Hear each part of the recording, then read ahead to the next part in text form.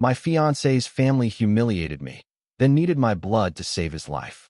Before we begin the story, make sure to subscribe to our channel and never miss more incredible stories every day. The smell of antiseptic hit me first, sharp and cold. I was halfway out the hospital door when the doctor called my name. Miss Carter. His voice was low, urgent. We've run the compatibility tests. Your fiancé's condition is critical. Without a transfusion in the next few hours, he may not make it. I froze, my hand still on the doorframe. And the doctor's gaze softened. You're the only match. For a moment, the words didn't register. The only match. Out of his entire, sprawling, well-connected family. All those people who prided themselves on their superiority. It was me. The woman they'd laughed at, dismissed, and tried to break. I could still hear the echoes of their laughter from that night. The engagement party was supposed to be our celebration, but somewhere between the champagne toast and dessert, his mother decided it was open season on me. You know, she said loudly, her pearls glinting under the chandelier. When my son first told me he was marrying what was it again? A freelance designer? I thought it was a phase. I mean, how do you live without a real career? The table erupted. His sister chimed in, smirking. Oh, don't be mean, Mom. I'm sure she makes enough for coffee. My fiancé, Ethan, sat beside me, silent. Not a word, not a defense, just a sip of wine and a fixed stare at his plate. That was the moment I felt something inside me crack. I'd left that night without looking back. Blocked his number, changed mine, cut the entire family out of my life like a tumor. And now, they needed me. The doctor waited, pen poised over a consent form. Somewhere down the hall, machines beeped steadily, keeping Ethan alive. I could picture his mother's face right now, desperate, panicked, and probably still choking on her pride. I'll need a minute, I told the doctor. Because deciding whether to save a man who let me be humiliated was not going to be simple. The engagement party was Ethan's mother's idea, of course. She insisted on hosting it at their family estate. A sprawling, marble-floored display of wealth that seemed designed to make everyone else feel small. I wore my favorite dress, simple but elegant, and clutched Ethan's hand as we walked into the glittering dining room. At first, it was polite enough. Glasses clinked. People made small talk about the weather and Ethan's promotion. But the warmth was paper-thin, and it didn't take long for the first crack to show. So, Lily, his mother began, her voice dripping honey over broken glass. Ethan tells me you're still freelancing? Yes, I said, keeping my tone light. I've built a steady list of clients. It's going well. She gave a smile that didn't reach her eyes. Well, it's good to have hobbies. Of course, when you're married, you'll want something more stable. Laughter rippled around the table. His sister leaned forward. Do you even have benefits? Like health insurance? Retirement? I manage fine, I said. My cheeks burned, but I forced a smile. That's when his uncle chimed in. You know, back in my day, women like you married up. I guess you're still keeping the tradition alive. The table roared. My stomach turned. I glanced at Ethan, praying he'd say something, anything, to shut them down. But he just swirled his wine, eyes fixed on the glass like it held all the answers. Then came the final blow. His mother raised her glass. To Ethan. May he always have the strength to carry the weight in this marriage. I stood so fast my chair screeched across the floor. Enjoy your party, I said, my voice steady only because rage held it there. No one stopped me as I walked out into the cold night. Not even Ethan. That was the last time I saw him, until today. And now, after all that silence, his life was hanging on my decision. The smell of disinfectant clung to everything in the ICU. The beeping of monitors was steady but low, like a countdown only I could hear. A nurse led me down the corridor, stopping outside a glass-walled room. There he is, she said softly. Ethan looked nothing like the man I'd last seen. His skin was pale, almost gray, his once neat hair plastered damply to his forehead. Tubes snaked from his arms, an oxygen mask covered most of his face. For a moment, I just stood there, my heart and my pride locked in a silent war.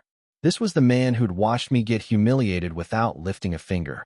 The man who'd let me walk out of his life without so much as following me to the door. I barely noticed the nurse slip away, but I felt the presence before I turned. His mother. Lily, she breathed, as though saying my name hurt her. The doctors told me, you're the match. I didn't answer. Her hands twisted in front of her. I know things weren't good between us, but this is my son. She stopped herself before saying your fiancé. He needs you. The words hung heavy between us. Not an apology. Not even close. Just need. I finally looked at her. Do you even realize what you did to me? That night.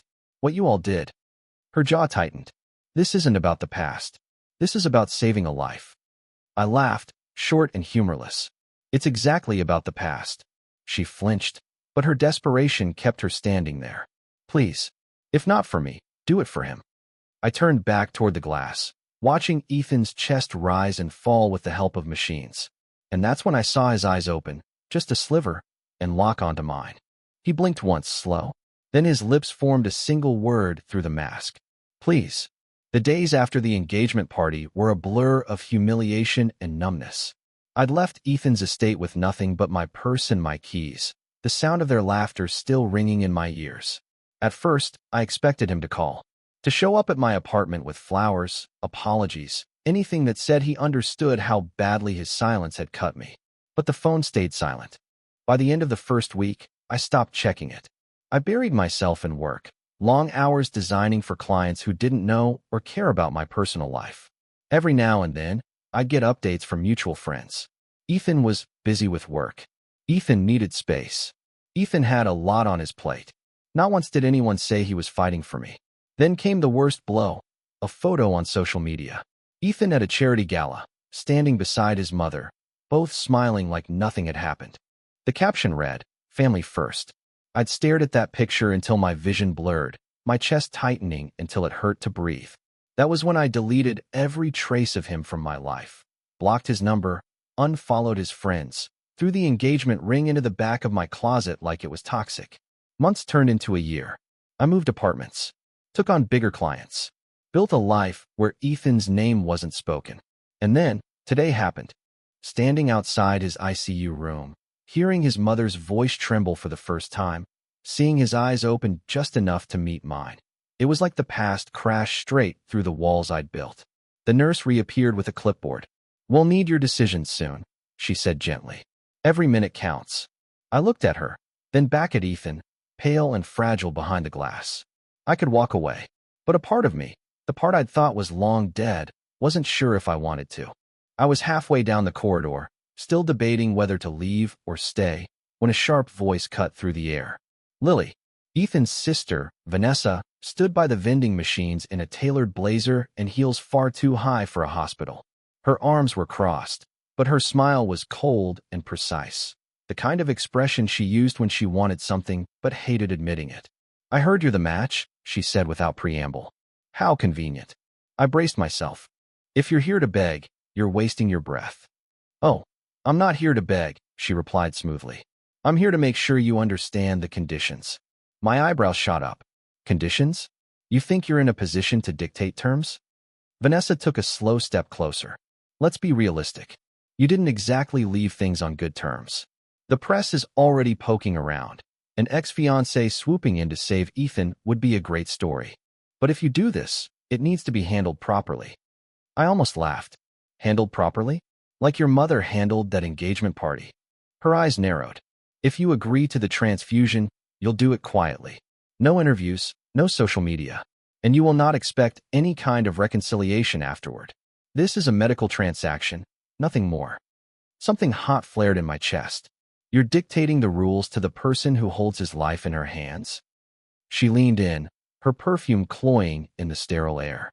"You owe him, Lily. For walking away without explanation. For not trying." The audacity nearly knocked the breath out of me. "I don't owe him a damn thing," I said, my voice low.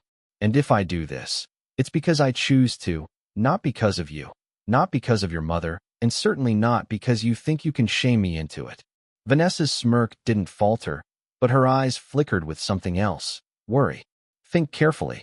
If you walk away, you'll have to live with that forever." I stepped past her, my pulse pounding. Maybe I already do. But as I walked toward the elevators, I realized she'd just planted the one seed I didn't want growing. Because what if she was right? That night, long after visiting hours were supposed to be over, I found myself back at the hospital. The halls were quieter, the fluorescent lights dimmed, the steady beeps from the ICU almost hypnotic. Ethan's room was the last on the left. I hesitated at the door, half hoping he'd be asleep so I wouldn't have to face him. But when I stepped inside, his eyes were open, fixed on me like he'd been waiting. The oxygen mask had been replaced with a nasal cannula, and his voice was barely a rasp.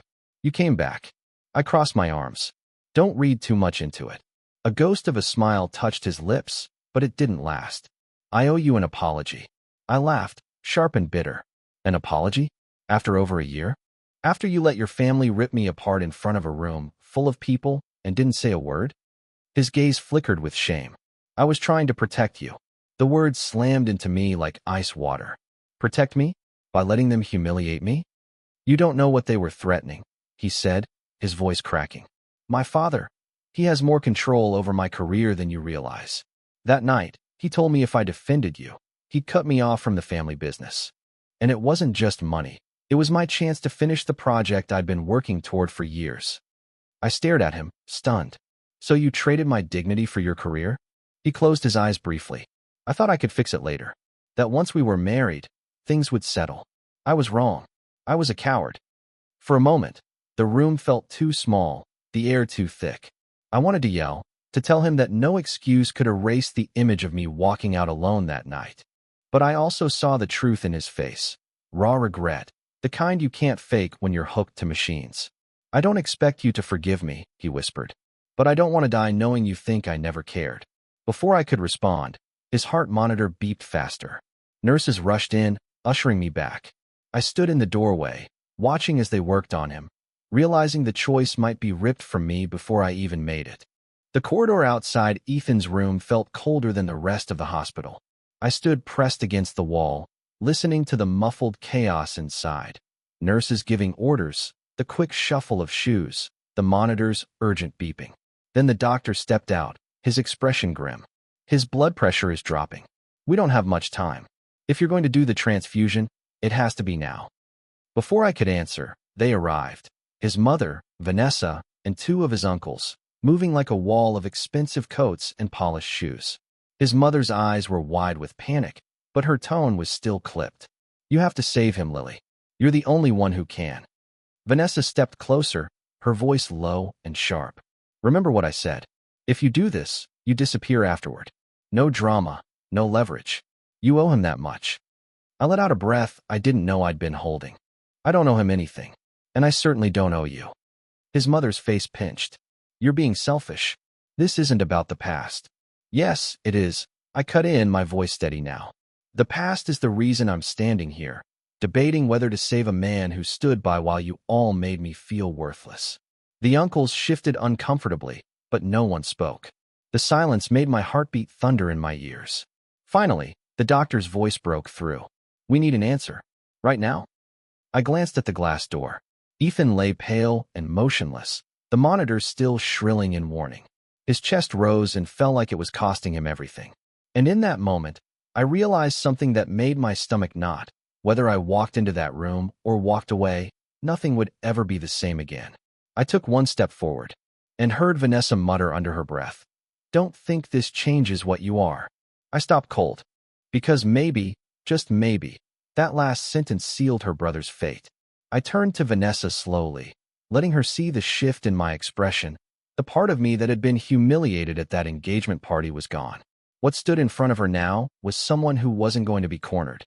"You think you still get to define me," I said, my voice calm but sharp. "But here's the truth, Vanessa. I'm the one deciding if your brother lives or dies today. That's what I am." Her smirk faltered. I stepped past her into the waiting area, where the rest of the family had gathered. They all went quiet, eyes darting between me and the ICU doors.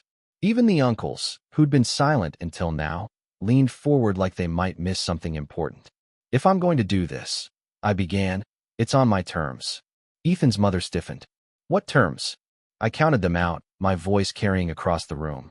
1. You acknowledge what happened that night. The humiliation. The cruelty. And you apologize. All of you. 2. You never speak down to me again, directly or indirectly. 3. If I save him, I walk away afterward with no interference from this family. You do not contact me, pressure me, or spin this into some PR fairy tale. If you try, I'll make sure everyone knows exactly what you did." They looked stunned. His mother's lips pressed into a hard line. "This is not the time for—" "This is exactly the time," I interrupted. "Because if I walk into that room without hearing those words, I won't be walking in at all." The silence was heavy. Finally, one of the uncles muttered, "Just say it." Vanessa's eyes burned into mine, but she said nothing. His mother inhaled sharply, her pride almost choking her. "Fine," she said at last. "We're sorry." I tilted my head. "All of you." Murmured apologies followed, some genuine, some dripping with resentment. It didn't matter. I'd won this moment. The doctor appeared at my side. "We have to move now." I nodded once, turning toward Ethan's room. But as I crossed the threshold, I heard Vanessa whisper behind me, "She's going to regret this." And something in me knew she wasn't bluffing. The prep was a blur, a nurse guiding me into a sterile gown, a quick antiseptic swipe on my arm, the sharp sting of the needle. Across the room, Ethan was barely conscious, his skin pale against the crisp hospital sheets. I kept my eyes on the ceiling, refusing to let the sight of him soften me. Halfway through, I caught movement in the corner. Vanessa had slipped into the room, leaning against the wall like she belonged there. The nurse glanced at her, but said nothing. "You're doing the right thing," she murmured, her voice low enough so only I could hear. "But you should know, this changes nothing for you." I kept my gaze forward. "You already made that clear." She smiled faintly. "No, you don't understand. Once Ethan's better, my mother will make sure you're the villain in all of this. You'll be the bitter ex who tried to leverage his illness for attention. We'll spin it so fast the truth won't matter." The words slid under my skin like ice. "You really can't help yourself, can you? Even now." "I'm just preparing you," she said with a shrug. "You may have won your little terms stunt out there, but in the long run, you'll lose. You always do." Before I could reply, Ethan stirred. His eyes flickered open, glassy but focused on me. "You came," he whispered, his voice hoarse. I felt my throat tighten, but before I could answer, the nurse announced, "We're halfway done. Keep still." Vanessa straightened, her expression unreadable. "Finish up," she said. "We'll see how noble you feel when the headlines hit." Then she slipped out as quietly as she came. I lay there, my blood flowing into the man who had once stood by while his family tore me apart, wondering if saving him meant I was about to hand them another weapon to use against me. The transfusion ended just after midnight. My arm was bandaged, my body heavy and sluggish, but the moment the nurse left, I forced myself to stay awake. Ethan was breathing more steadily now, a bit of color returning to his cheeks. For the first time since I walked into that hospital, he looked at me without the haze of medication. "Lily," he said quietly. I heard them in the hallway. My pulse quickened. "Who?" "My mother and Vanessa," he murmured. "They think I was half conscious, but I heard every word. They were talking about making sure no one knows you saved me. They said it would complicate the narrative." I clenched my jaw. "The narrative?" He swallowed hard. "They want to tell people you refused, that you left me to die, and that I survived thanks to an anonymous donor." It felt like the air in the room had been sucked out. "Why?" His eyes were pained. "Because if they admit you saved me, they lose the power they've had over me for years. And over you." I stood there in stunned silence, the four pumps' steady hum filling the space between us. This wasn't just Vanessa's empty threat. They were already moving against me. Ethan shifted slightly, wincing. "I don't want that. I'll tell the truth. But you have to understand, once they decide on a story, they'll do anything to protect it." I stared at him, trying to decide if I could trust the man who had once let me walk out of his life without a fight. Before I could answer, the door cracked open. Vanessa's head appeared, her smile tight and gleaming. "Visiting hours are over," she said sweetly. "Don't worry, Lily. We'll take good care of him." Her gaze lingered on me just long enough to make the meaning clear. And in that moment, I knew, if I left tonight without a plan, they'd erase me from this story entirely. I didn't go home that night. Instead, I found the quietest corner of the hospital lobby and sat with my phone, staring at the blank, new post screen. My fingers hovered over the keyboard, the weight of Vanessa's smirk still burning in my mind. If they wanted to erase me, I'd make it impossible. I started typing, not holding back. A year ago, I walked away from my fiancé after his family publicly humiliated me at our engagement party. Yesterday, I found myself back in their lives, not because I wanted to, but because the hospital told me I was the only person who could save him. I described the transfusion, the terms I demanded, the apologies they'd choked out. I didn't name names yet, but I painted the picture vividly enough that anyone who knew us would connect the dots. My thumb hovered over post. Once I did this, there was no going back. Ethan's family would lose control of the narrative, but so would I. This story would belong to the public now. Do it, a voice said behind me. I turned to see Ethan in a wheelchair, pale but awake, a nurse hovering nearby. His eyes met mine. They'll destroy you if you give them the chance. Don't give them that chance. I looked at him, searching for even a flicker of the man I'd once loved. There was no smugness, no pity, just quiet urgency. So I pressed post. It took less than 5 minutes for the notifications to start exploding. Shares, comments, messages from people I hadn't spoken to in years. Some were supportive, others were shocked. Then my phone buzzed with an unknown number. I answered. Vanessa's voice was icy. Delete it, now, or you'll regret it. I smiled into the phone. Too late. The world knows. She hung up without another word. But I had a sinking feeling that silence wouldn't last long. By morning, my phone was a battlefield. The post had exploded overnight. Tens of thousands of likes, shares, and comments. Strangers were calling me brave. Others accused me of exploiting Ethan's illness for attention. News outlets were already reaching out for interviews. I hadn't even made it to the hospital when the first shot came. A statement from the Carter family, posted to their official foundation page. We are grateful for the anonymous donor who selflessly helped save Ethan's life. We will not dignify false narratives seeking to tarnish this moment of gratitude. Anonymous donor. False narratives. My hands trembled as I read it. Minutes later, Vanessa's text came through. Enjoy your 15 minutes. We'll bury you in the end. By the time I arrived at the hospital, the air was tense. Nurses glanced at me, whispers trailing in my wake.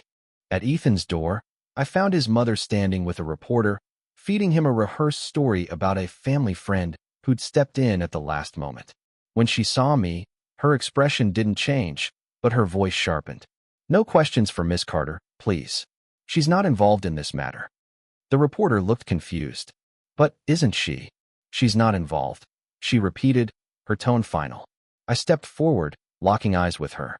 Actually, I said loudly enough for the hallway to hear, I am involved. I'm the only reason your son is alive. Gasps rippled from the nearby nurse's station. The reporter's pen froze mid-scribble. Her lips curved into a tight smile. That's your story, and you're entitled to it.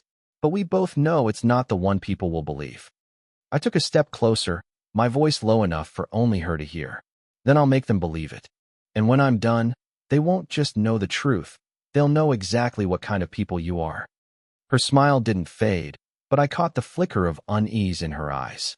It lasted only a second, but it was enough to tell me I'd landed a hit. I didn't wait for the dust to settle. I made sure it never had the chance. That afternoon, I sat in the hospital cafe with a local journalist I trusted, someone who'd covered human interest stories with empathy instead of scandal chasing. I handed her a manila envelope across the table. Inside were hospital forms with my name clearly listed as the donor, signed consent documents, and time-stamped messages from the doctor confirming I was the only match. She looked through them slowly, her eyes widening. They're trying to erase you from the narrative? They're not trying, I said. They've already started. She nodded once. Let me do this right. By the time I returned to the ICU, the story was already online. The real hero. Woman saves ex-fiancé's life after being humiliated by his family. The headline was bait, but the article was thorough, factual, and impossible to twist. Screenshots of the Carter family's statement sat alongside the medical proof I provided, making their anonymous donor lie painfully obvious. It took an hour for the fallout to begin. My post engagement tripled. The Carter's Foundation page was flooded with angry comments demanding they acknowledge me. #ThankYouLily started trending. When I walked into Ethan's room, Vanessa was there, pacing like a caged animal. Do you have any idea what you've done? She hissed. You've embarrassed our entire family. I set my bag down calmly. Correction, your family embarrassed itself. I just told the truth. Ethan's voice was quiet but firm from the bed. She's right. Vanessa froze, turning to him. You're really going to take her side? For once in my life, he said, meeting my eyes. Yes. The tension snapped like a live wire. Vanessa stormed past me, but not before leaning close enough to whisper, "This isn't over. You've started something you can't control." I didn't flinch. Good. I'm just getting started. And for the first time since walking into that hospital, I felt the power shift fully into my hands. It didn't take them long to change tactics. The morning after my name went public, I woke up to a flood of notifications. But this time, the comments weren't all praise. Screenshots of old tweets I barely remembered posting years ago. Grainy photos from a college party. A source claiming I'd once been fired for unprofessional behavior. None of it was the full truth, but all of it was designed to look ugly. I knew exactly where it came from. The Carters had money, connections, and the kind of shamelessness that made smearing me in the press feel like a reasonable strategy. The worst part? It worked. The tone of my inbox shifted. Supportive strangers now asked if I had something to hide. A few brands I freelanced for put projects on pause. By noon, my phone rang. It was Ethan. "I need to see you," he said, his voice tight. Now, when I arrived, he looked stronger than I'd seen him since the ICU, but his face was tense. "I heard what they're doing. I told them to stop." I crossed my arms. "And they listened?" He hesitated. "Not exactly. My mother thinks this is damage control. Vanessa says it's the only way to preserve the family's reputation." I let out a bitter laugh. "By destroying mine?" He reached for my hand, but I pulled back. "Lily, I'm trying." "No," I said sharply. "You've been trying to manage them your whole life. That's how I ended up walking out a year ago. And now? They're betting I'll roll over again." His jaw tightened. "Then let me help you fight." I studied him for a long moment. "If you mean that, Ethan, you're going to have to choose. Right now? Them or me?" His answer came in a whisper. "You." But as he said it, a knock came at the door, and Vanessa walked in, holding a folder that made Ethan's face go pale. "I think," she said smoothly, "you'll both want to see what I've found." Vanessa set the folder on the tray table with deliberate precision, her nails tapping once against the cover before she slid it toward me. "Go ahead," she said, her tone dripping with satisfaction. "Read it." I glanced at Ethan, whose expression had shifted from tension to dread. My gut tightened as I opened the folder. Inside were printed emails, bank statements, and contracts, all of them tied to my name. Only they weren't mine. "This is fake," I said flatly, flipping through page after page of fabricated correspondence suggesting I'd taken bribes from a client years ago. "You actually paid someone to forge this?" Vanessa smiled like a cat with a trapped bird. "Perception is reality, Lily. If this gets out, your precious public image goes up in flames. No one will care about the truth, just the headline." Ethan sat forward, his voice sharp. "Vanessa, this is too far." "Too far," she scoffed. "She's been dragging our family name through the mud for days. I'm just leveling the playing field." I closed the folder and pushed it back toward her. "You really think you can scare me into silence?" Her smirk widened. "I don't have to scare you. I just have to make you tired enough to quit." I stood, feeling the weight of every choice I'd made since walking into this hospital. "You're right about one thing. People believe headlines. Which is why I'm going to give them a bigger one." Ethan frowned. "Lily," I looked him straight in the eye. "I'm done defending myself in whispers. I'm calling a press conference. Tomorrow. Every reporter in this city is going to hear exactly what happened at that engagement party, what happened here, and what your family has tried to do since." Vanessa blinked, her confidence faltering for the first time. "You wouldn't dare." I stepped closer, my voice low but steady. "Watch me." Because this time, I wasn't walking away. I was burning the bridge so they could never follow me again.